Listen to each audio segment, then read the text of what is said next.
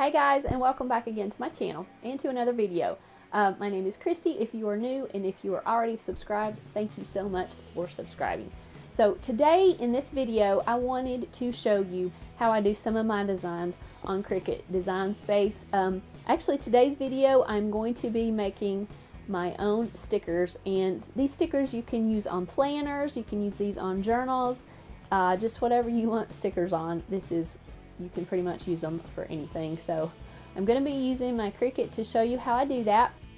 So this is the new Cricut Maker, and it's the last Cricut they came out with. It's actually still in the box. I have not opened it yet, but I'm going to be opening that for you today. I'll actually be cutting my stickers on this machine, and you can see exactly how I do that.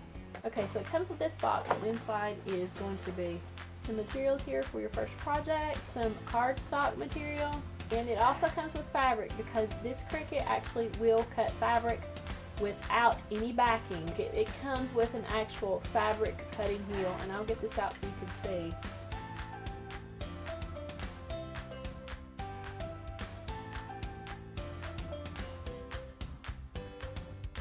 This is a pen. You can actually use the writing tool on this Cricut. It comes actually with two mats. This is your regular cutting mat, and it comes with the pink mat, which is for fabrics only, and you can see the sticker.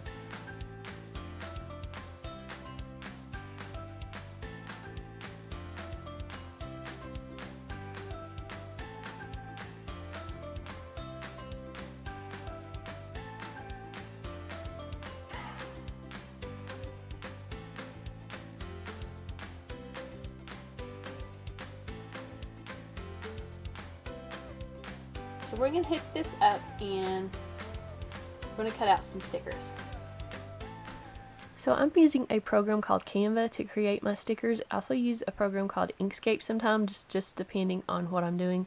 They're both online and they're both free. So I used that image and saved it to my computer, and then I just went into Design Space and hit New Project, and then I went down to the Upload button on the left, and I went into my computer and I uploaded the image from where I had saved it on my desktop, and then I just dragged it into Design Space. When it comes up, it will ask you simple, moderately complex, or complex, and I just used simple for this project.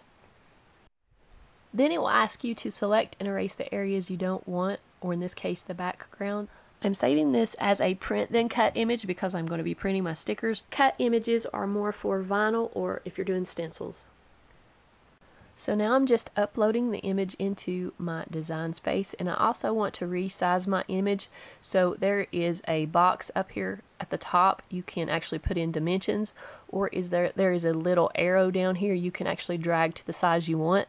And the size for the print then cut is 6.75 by 9.25 inches for Design Space, and that's the largest you can print and cut. So then I just clicked on Make It, and it is ready to send to the printer. So now I have my stickers ready to print and cut. Oh, and this is the sticker paper that I'm using. This comes from Amazon. It is Avery sticker project paper, if you can see that. And there's 15 sheets in this. I think it was like $6 or $7 on Amazon. I have not used any other sticker paper yet, but I'll probably be trying some different kinds. But for today, we're going to be using this. So now I'm ready to send it to my Canon printer, and then I'm just going to hit print. I'm also leaving on the bleed function. It prints out the items just a little bit larger than they actually are. That way when it goes and cuts them, you get a nice clean cut all the way around.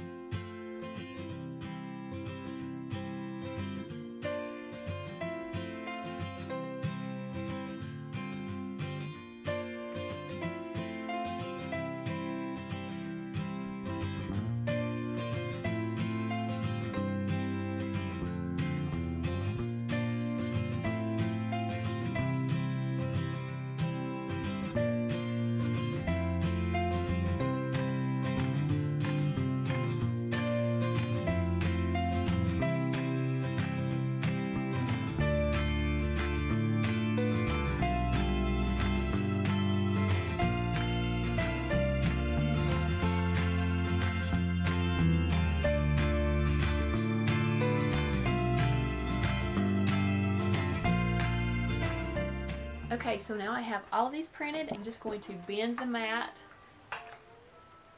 I used the sticky note setting to cut the stickers completely out. If you use the machine set to vinyl, the back part of the sticker sheet will remain intact and you can just pull your stickers off from the backing. I do plan on making an in-depth tutorial for using Cricut Design Space and the Cricut machine, including all of the settings.